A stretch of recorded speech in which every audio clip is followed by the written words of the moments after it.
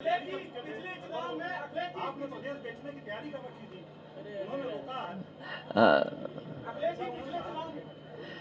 बात आप कह रहे हो एकदम सही कह रहे हो कि दिल्ली की सरकार बड़ी बड़ी चीजें बेच रही है और हमारे मुख्यमंत्री छोटी छोटी चीजें बेच रहे हैं।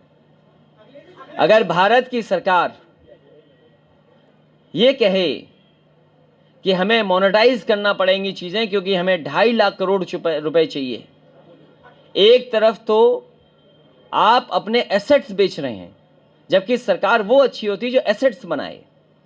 और आपसे बेहतर कौन जानेगा कि जो अपने घर मकान बेचने लगे तो उसकी हालत क्या होगी।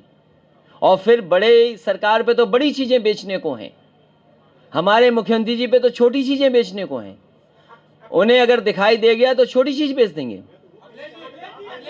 नहीं नहीं, अगर ये नहीं, एक मिनट, ये पत्रकार साथी इतने समझदार हैं, इनसे ये कहिए मैं कुछ भी कहूं वो कुछ भी कहें, अरे कम से कम सच तो बता दो आप।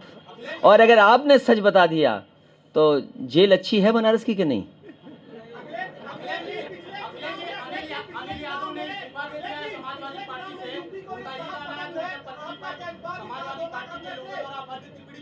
देखो, ये कांग्रेस वाली भाषा यहां मत बोलो। अरे ये छोटे छोटे कार्यकर्ताओं में लड़ाई झगड़ा चलता रहता है। ये हमारे समाजवादी लोग नया नया सीखे हैं व्हाट्सएप, इसीलिए ट्रेनिंग। मिनट, ये हमारे पार्टी कार्यकर्ताओं से कहूंगा कि आप भारतीय जनता पार्टी और कांग्रेस के रास्ते पर मत जाइए। हम अपने समाजवादी कार्यकर्ताओं से कह रहे हैं कि आप लोग भारतीय जनता पार्टी की तरह भाषा इस्तेमाल मत करिए और कांग्रेस जैसी साजिश वाले रास्ते पर मत जाइए। आपका रास्ता साफ है, आपको लोकतंत्र बचाना है, आपको समाजवादी रास्ता अपनाना है, सेकुलर रास्ता आपको तय करना है। महिला सम्मान इससे ज्यादा क्या होगा? हमारे बगल में भी महिला बैठी हैं।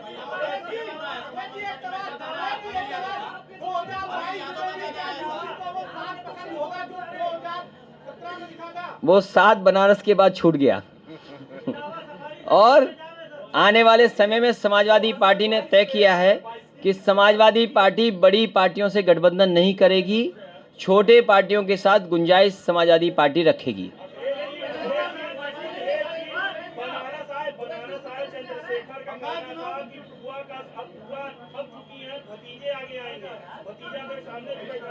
मुझे खुशी है इस बात की कि लोग ये कह रहे हैं कि आने वाली पीढ़ी आए, इसीलिए मैंने कहा नई हवा है, नई सपा है, बुजुर्गों का हाथ है और नौजवानों का साथ है। मैंने कहा कि बड़े दलों के साथ समझौता नहीं होगा, छोटे दलों को साथ लेने का काम समाजवादी पार्टी करेगी। समाजवादी पार्टी दक्षिणा देने पर भरोसा रखती है और वो गुप्त होता है। हमारी वैदिक परंपराओं में, हमारी माइथोलॉजी में, हमारे धर्म में चंदा शब्द कहीं नहीं है। और भारतीय जनता पार्टी ने अब चंदा शब्द ही बदल लिया जब से हमने चंदा पे सवाल उठाया। अब वो दूसरा शब्द इस्तेमाल कर रहे हैं। लेकिन याद कीजिए पहले दिन क्या कहा था, समाजवादी पार्टी दक्षिणा देती है, दक्षिणा देगी, इसमें कोई ऐसा नहीं है। अभी भी मंदिर होकर के आए, दक्षिणा दे करके आए। आज से 10 साल पहले भी हम किसी मंदिर में गए होंगे, वहां दक्षिणा दी है। ये फर्क समझिए, आप नई पीढ़ी की हैं, कम से कम ये बात तो आप समझिए। मैंने आपसे कहा कि समाजवादी पार्टी का रास्ता विकास का रास्ता है।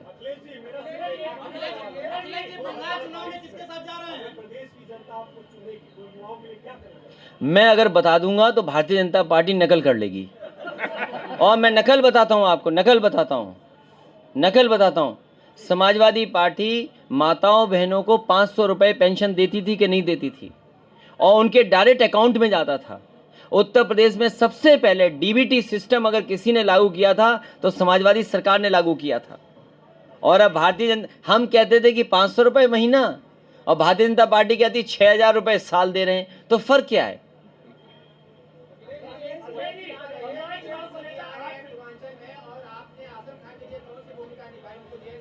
आप बचाओगे हमें, और आजम खान साहब के पास झूठे मुकदमे हैं। समाजवादी पार्टी लगातार परिवार के साथ है, आजम खान साहब के साथ है। ये लड़ाई कागज और कानून की है। और आप तो बनारस में जानते हो, देखते होगे, कोई ऐसो नाराज हो जाए, कोई भी मुकदमा लग जाएगा आप पर। कोई भी तहसीलदार नाराज हो जाए, कहीं भी नाप लेगा।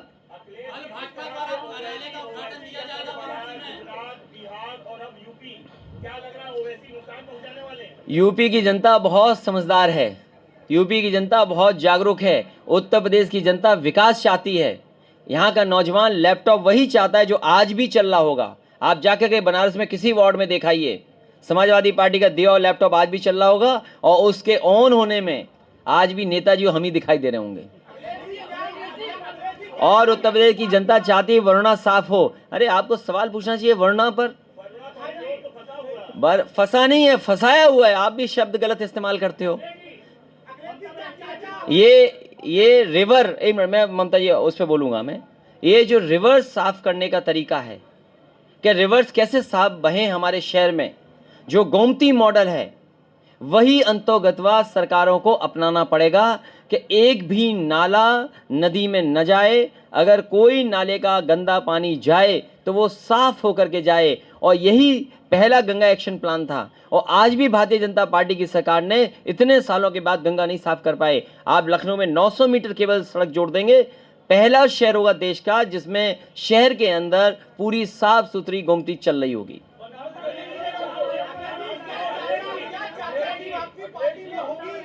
मैंने कहा छोटे दलों को सबको साथ लेकर के चलेगी पार्टी।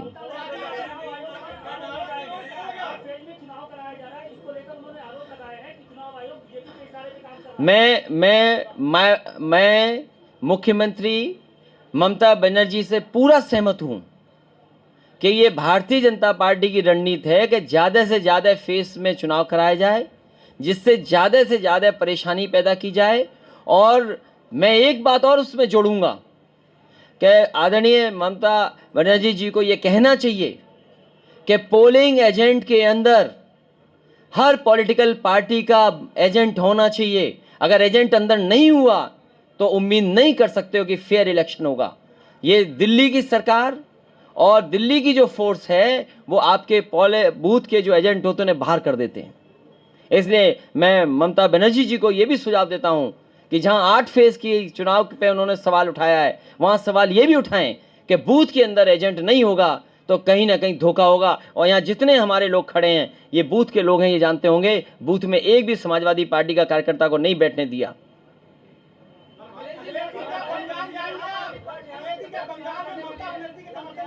मैं यहीं से जितने भी हमारे समर्थक हैं, शुभचिंतक हैं, जानने वाले, हम सबसे कहेंगे ममता बनर्जी जी का समर्थन करें, उन्हें जिताएं, फिर एक सरकार बनाएं।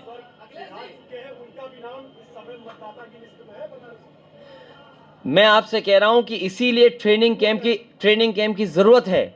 बीजेपी बहुत होशियार है, वोट बढ़ाना, वोट कटवाना, किसको कहां शिफ्ट कर देना, किससे कैसे मैनेज करना, उनके लोग करते हैं। इसलिए बहुत जल्दी समाजवादी लोग भी इसी तरह काम करेंगे जिससे हमारे असली वोटर हों। नहीं तो चुनाव के दिन अगर लाइन में खड़े हो, पता लगा आपका नाम ही नहीं है उसमें। देखिए मैं आपसे कह रहा हूं पत्रकार साथियों, मैं आपको एक मिनट, ये बहुत अच्छा सवाल पूछा इन्होंने। देखिए इस जगह मुझे नहीं पता कितने लोगों ने क्योटो देखा होगा। मैं कहूंगा कि जिन लोगों ने क्योटो अपने जीवन में देखा है वो हाथ ऊपर खड़ा कर दें। क्योटो देखा है? 2 हो गए, एक मैं हूं, एक ये हैं। मैं असली क्योटो की बात कर रहा हूं। मैं फिर एक बार कहता हूं पत्रकार साथियों से कि जिन्होंने क्योटो देखा हो वो हाथ खड़ा कर दे, और इसमें शायद मैं अकेला ही हूं जिसने क्योटो देखा है। मैं आपसे कह रहा हूं भारतीय जनता पार्टी के रास्ते से 1000 साल में भी बनारस क्योटो नहीं बन सकता। उनसे पूछिएगा 1000 साल में भी क्योटो नहीं बना सकते बनारस को, वो आप तय करो। मैं कहता हूं ज्यादा से ज्यादा दल आए, किसने रोका है लोकतंत्र में? मैं किसी को नहीं रोक रहा हूं।